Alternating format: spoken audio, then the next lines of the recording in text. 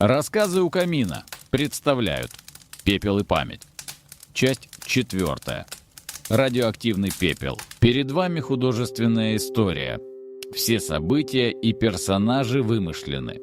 Этот рассказ не о политике. Он о цене войны и о ценности человеческой жизни.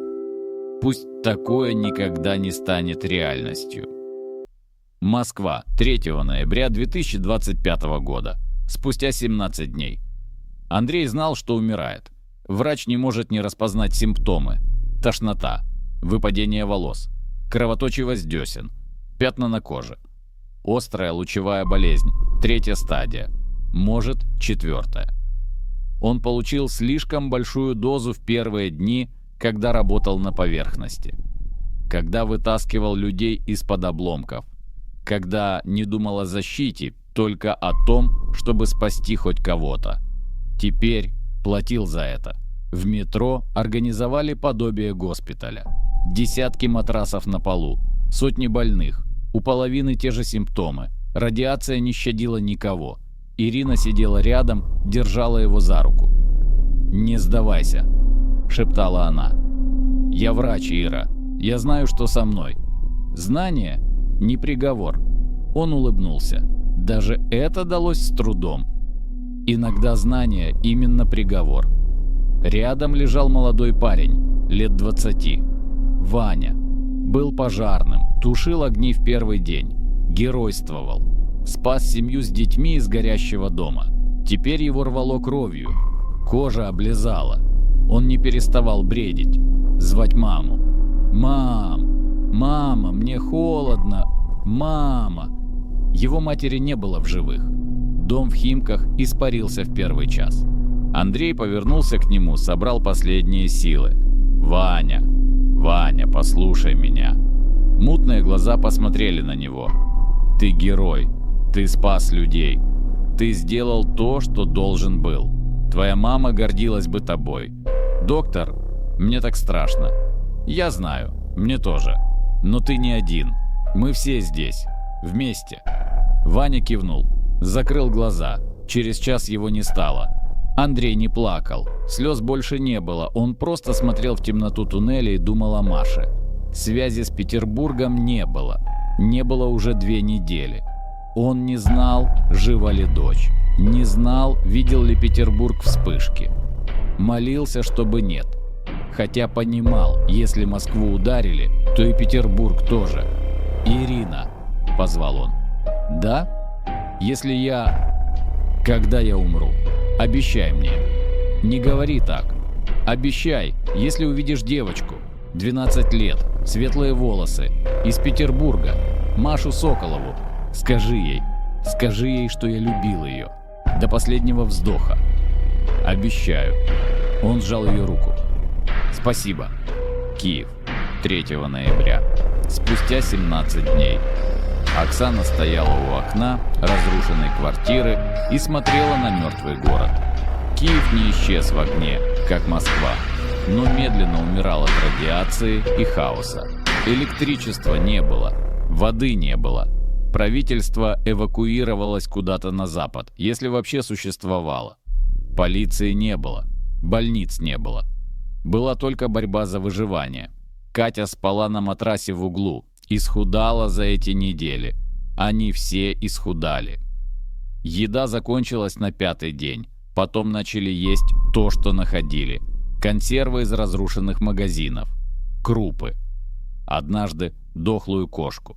Оксана приготовила ее, не сказав Кате, что это. Девочка съела и сказала: «Вкусно. Что это?» Курица, солнышко.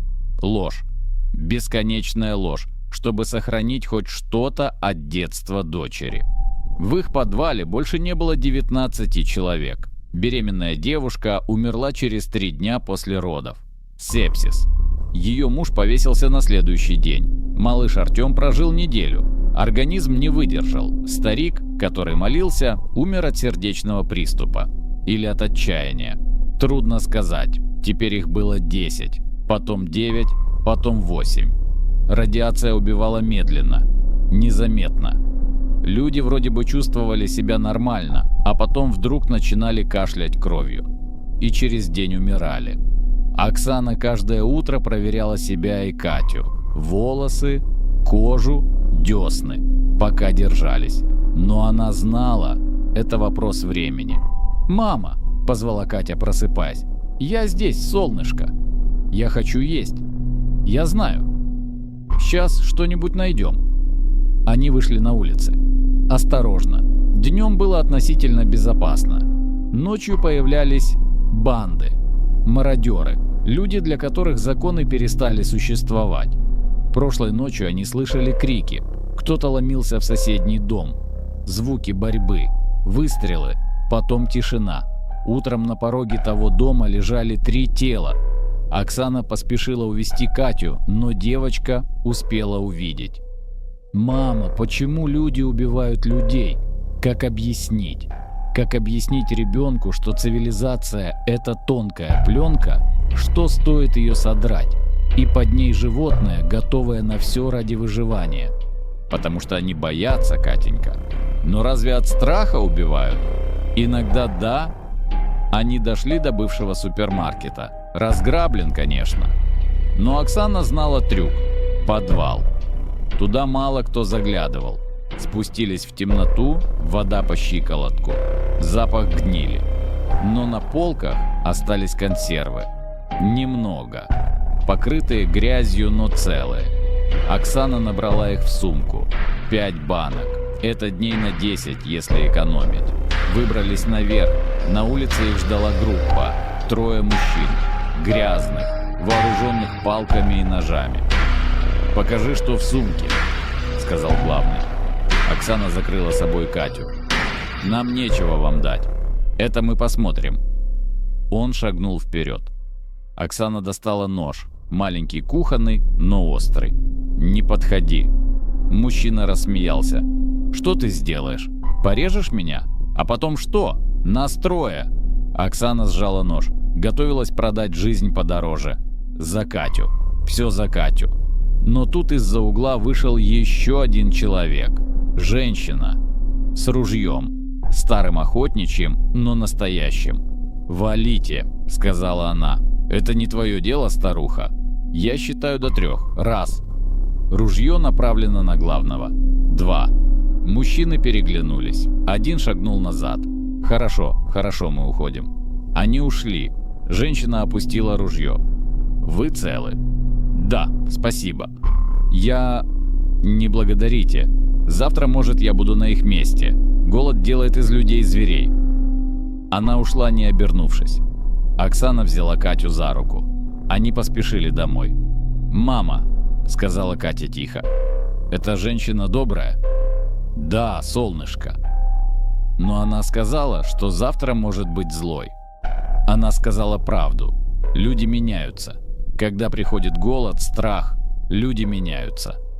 «А мы изменимся?» Оксана остановилась, присела перед дочерью, посмотрела в глаза. «Нет, мы не изменимся. Обещаю. Что бы ни случилось, мы останемся людьми, хорошими людьми. Обещаешь?» «Обещаю». Она не знала, сможет ли сдержать это обещание, когда кончится еда. Когда придется выбирать между жизнью дочери и жизнью чужого человека. Когда... Но сейчас она обещала. И хотела верить, что это обещание сильнее страха. Лес в Баварии, Германия, 4 ноября. Спустя 18 дней Ханс хоронил Эмму, его внучку. 3 лет.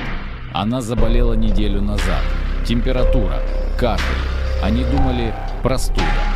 Но становилось хуже. Начались судороги. Потом она перестала дышать. Анна держала маленькое тело и раскачивалась. Не плакала. Просто смотрела перед собой пустыми глазами. Томас выкопал могилу. Неглубокую. Земля была твердой, а сил мало. Обернули Эмму в одеяло. Опустили в землю. Макс стоял рядом и держал дедушку за руку. «Дедушка, Эмма спит?» «Да, сынок». «Надолго?» «Навсегда». «Как мама и папа». Анна издала сдавленный звук. Томас обнял ее. Макс не понимал смерти, слишком мал. Для него это был просто долгий сон. Ханс засыпал могилу. Каждая лопата земли давалась с болью. Не физической, той, что разрывает душу. Он видел смерть в «Войне деда», в историях, в кино. Но это было абстрактно, это были цифры. Статистика. Теперь это была Эмма, его внучка, которая смеялась, когда он подкидывал ее, которая называла его Опи и просила еще конфет. Больше не попросит. Вокруг них был лес. Красивый, осенний, золотые листья, тишина. Как будто мир не кончился, как будто где-то там, за деревьями, все еще есть цивилизация, но ее не было. Они видели другие группы беженцев, некоторые дружелюбные, некоторые нет.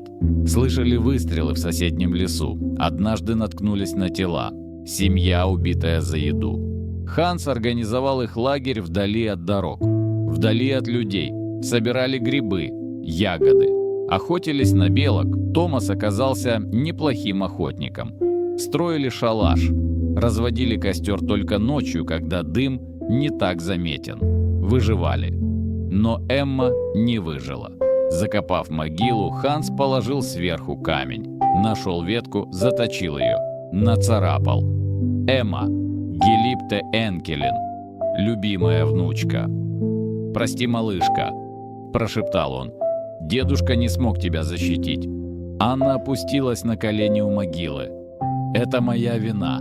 Я не уберегла ее. Я...» «Нет», – Ханс обнял дочь. «Это не твоя вина. Это вина тех, кто нажал на кнопки, тех, кто развязал это безумие. Но не твоя. Тогда почему так больно? Потому что ты мать. Боль матери, потерявшей ребенка, это самая страшная боль в мире». Они сидели у могилы до вечера. Макс заснул у дедушки на коленях. Томас развел костер. Анна все смотрела на камень с именем. «Знаешь, папа», — сказала она наконец, — «когда я была маленькой, ты рассказывал мне о прадедушке, о войне. Я не понимала. Думала, это было давно. Это не повторится. Я тоже так думал. Мы были идиотами. Мы были оптимистами. Это не то же самое. Теперь да». Ханс посмотрел в небо. Звезды. Миллионы звезд, равнодушных к человеческому безумию. «Дед говорил мне», — сказал он, — «Ханс, запомни, война — это не политика, не идеология, не патриотизм. Война — это смерть детей, и все». Я запомнил, но не помогло. «Что нам делать, папа?» «Жить, хранить память, рассказать Максу, чтобы он помнил, чтобы его дети помнили, что так нельзя. Никогда больше». «А если некому будет рассказывать?» Ханс не ответил, потому что не знал ответа. Парижское метро. 5 ноября. Спустя 19 дней. В туннелях стало тише. Много тише. Из десятков тысяч укрывшихся осталось несколько тысяч. Остальные мертвы от голода, от болезней, от драк за еду, от отчаяния. Клэр организовала что-то вроде общины, рационы воды, дежурство, правила. Пытались сохранить человечность. Не всегда получалось. 3 дня назад поймали мужчину, который воровал еду из общего склада. Маленький кусочек хлеба. Для умирающей дочери, как он говорил. Устроили суд. Импровизированный. Кто-то требовал изгнать его. Кто-то казнить. Кто-то простить. Клэр выступила. «Мы можем убить его. Но тогда мы убьем последнее, что делает нас людьми. Милосердие. Милосердие не накормит наших детей», — крикнул кто-то. «Но месть тоже не накормит. Изгоним его, он умрет. Убьем, станем убийцами. Простим, покажем, что еще не животные». Голосовали. Большинством в 2 голоса решили простить. Мужчина плакал, благодарил, целовал руки. Его дочь умерла на следующий день. Он последовал за ней через 3 часа, повесился на трубе. Теперь Клэр сидела в темноте и думала, правильно ли поступили? Может, изгнав его, дали бы ему шанс найти еду снаружи. Может, милосердие было жестокостью. Рядом села Софи, молодая женщина, врач, одна из немногих профессионалов, выживших. «Не вините себя», — сказала она. «Легко говорить. Знаю, я себя тоже виню, за каждого, кого не смогла спасти. Сколько их было?» Перестала считать после 100. Они молчали. «Софи, как вы держитесь?» «Не держусь, просто делаю, что могу. Каждый день, 1 минута за другой, иначе сойду с ума. Мы все сходим с ума. Может, но медленнее, чем могли бы». Неподалеку зажегся свет. Кто-то нашел работающий аккумулятор. Радости было, как будто в первый раз увидели солнце. Свет! У нас есть свет! Люди собрались вокруг, смотрели на слабую лампочку, как на чудо. И это было чудо. Маленькое. Но в этой тьме любой свет был чудом. Клэр посмотрела на лица. Изможденные, грязные, но живые. Все еще живые. «Знаете что, Софийск?» — сказала она. «Может, мы и сходим с ума, но мы делаем это вместе. И это что-то значит. Что именно? Что мы все еще люди. Пока мы вместе, мы люди. Подводная лодка Северодвинск. Северная Атлантика. 6 ноября. Спустя 20 дней. Капитан Морозов стоял в центральном посту и смотрел на карту. Они патрулировали уже 3 недели. В режиме полной автономности. Без связи с берегом. Без приказов. Ракеты были готовы к пуску. Координаты заложены. Но приказа на пуск не было, потому что приказывать было некому. Старпом Соколов подошел к нему. «Товарищ капитан, нужно принять решение». «Какое?» «Продовольствие осталось на 2 недели. Топлива хватит. Но люди начинают сдаваться». Морозов знал. Видел. Экипаж был на пределе. Некоторые плакали ночами, некоторые сидели и смотрели в одну точку. Один матрос пытался покончить с собой, вовремя остановили. «Что ты предлагаешь?» «Всплыть. Попытаться установить связь, узнать, что там наверху. А если узнаем, что нечего узнавать?» Соколов молчал. «Если узнаем, — продолжил Морозов, — что Родины больше нет, что все мертвы, наши семьи, наши города, все. Что тогда? Тогда хотя бы будем знать. И что это изменит? Неизвестность хуже». Морозов подумал, кивнул. «Хорошо, всплываем». Лодка начала подниматься, медленно, как будто неохотно. На поверхности был шторм, волны высотой в 5 метров, небо свинцовое, холод.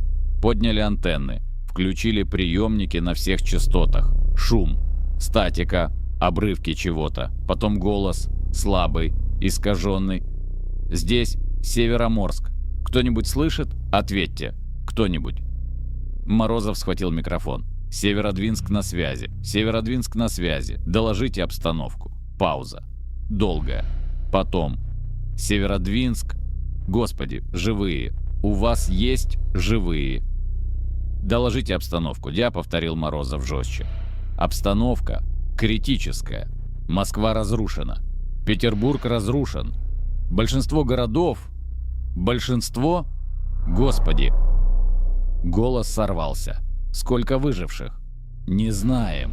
Миллионы мертвых. Миллионы. Везде радиация. Организовали убежища. Пытаемся координировать. Но командования нет.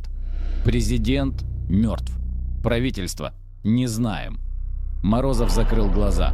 «Поняли. Каковы приказы?» «Приказов нет. Выживайте. Как можете.